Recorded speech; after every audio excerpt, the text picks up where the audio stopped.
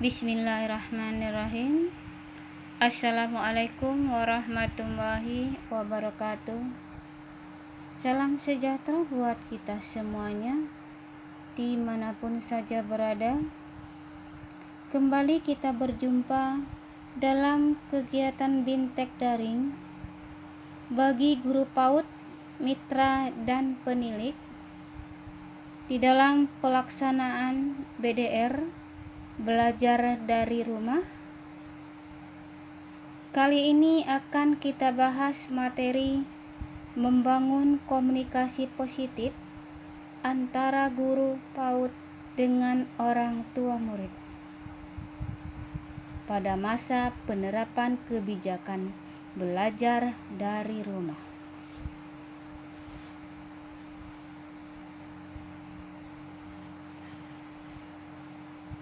Latar belakang. Adapun latar belakang komunikasi kita kali ini, yang pertama, membimbing dan mendidik anak untuk menjadi bertanggung jawab. Mendidik anak menjadi tanggung jawab bersama antara guru dan orang tua murid, sehingga anak dapat berkembang secara optimal. Seluruh aktivitas dan perkembangan anak selama di sekolah wajib dikomunikasikan dengan orang tua, sehingga terjadi kesinambungan. Dengan adanya kebijakan belajar dari rumah, maka komunikasi antara guru dan orang tua semakin intens.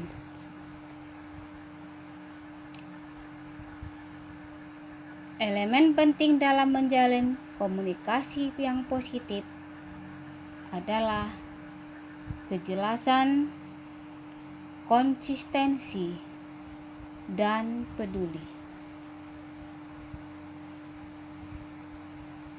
Ciri-ciri komunikasi efektif tersebut, yang pertama, pesan yang jelas, yang benar, lengkap, tepat, keandalan,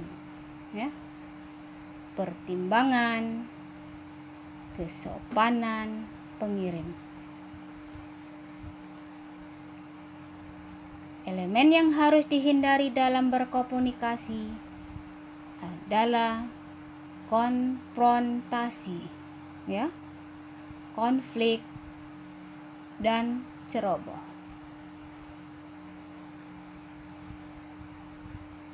Beberapa kesalahan umum yang sering dilakukan dalam berkomunikasi. Yang pertama, sebagai guru adalah pengirim pesan. Jika guru sebagai pengirim pesan, maka berbicara cepat, tidak tersusun, adalah kesalahan umum. Berbicara cepat, tidak tersusun. Selanjutnya, terlalu banyak ide, gagasan, sehingga tidak saling berhubungan dan tidak mengenal waktu. Selanjutnya, kesalahan umum dalam berkomunikasi terlalu singkat, mengabaikan pokok pesan yang sudah dimiliki orang tua, mengabaikan sudut pandang orang tua. Jika guru sebagai penerima pesan, kesalahan umum tidak menaruh perhatian, sudah merumuskan jawaban, cenderung mendengarkan yang detil-detil pesan, memberikan penilaian benar atau salah.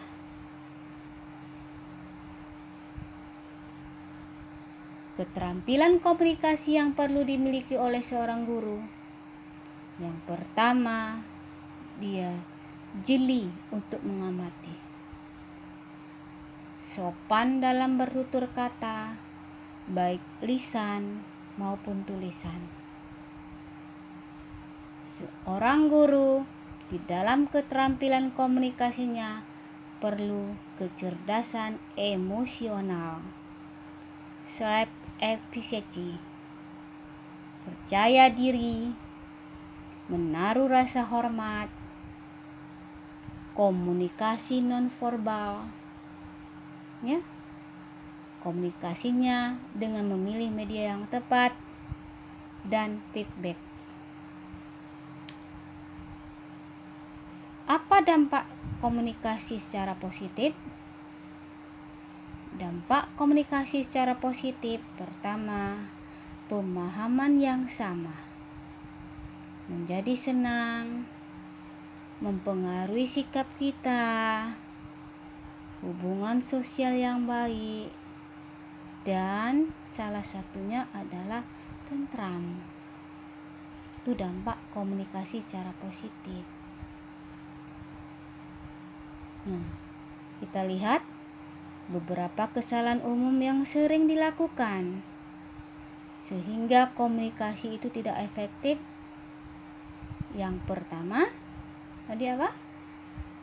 Guru sebagai pengirim pesan berbicara cepat, tidak tersusun, terlalu banyak gagasan, ya, terlalu pendek, mengabaikan pokok pesan yang sudah dimiliki penerima, tidak menyesuaikan dengan sudut pandang penerima.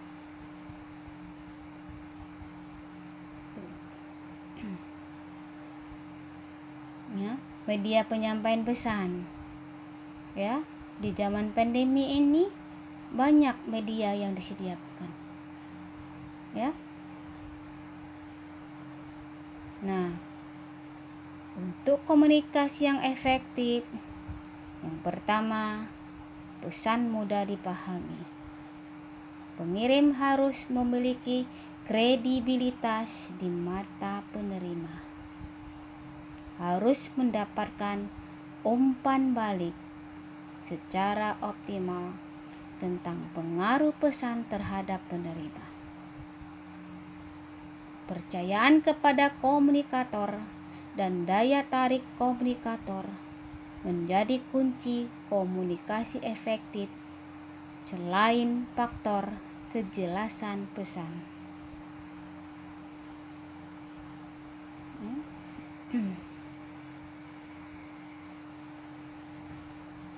Etika berkomunikasi melalui jaringan dalam rangka belajar dari rumah. Yang pertama, tidak mengirim pesan tengah malam. Ya. Tidak mengirim berita hoak, fitnah, dan provokasi dalam grup. Tidak publik, ya. Ya, unggah screenshot. Ya. Gunakan kata dan bahasa yang sopan dan pantas serta mudah dipahami oleh orang tua. Ya. Komunikasi selanjutnya, menghindari menggunakan singkatan atau istilah asing, serta berpikirlah sebelum menulis. Bagaimana contoh komunikasi positif antara guru kepada orang tua murid? Mari kita coba lihat. Ayah, bunda yang baik, hari ini tema bermain kita bersama Ananda tercinta di rumah. Ya, ayah bunda dapat mengajak Ananda melakukan kegiatan bersama. Ya. Bila Ananda tidak tertarik, beri semangat mereka dan dorong dulu. Namun, bila Ananda menginginkan, ikuti minat Ananda agar belajar melalui bermain di rumah menjadi menyenangkan. Tolong amati Ananda, lalu kirim ke WA Group untuk mencatat perkembangan Ananda. Terima kasih. Ini dia. Untuk mengirim pesan, mohon izin dulu. Untuk tema hari ini ya bunda-bunda. Untuk kegiatannya bisa disesuaikan ya bunda-bunda. Nih, contoh rencana pembelajaran. Ya. Nah, itu dia. Demikian yang dapat disampaikan. Assalamualaikum warahmatullahi wabarakatuh.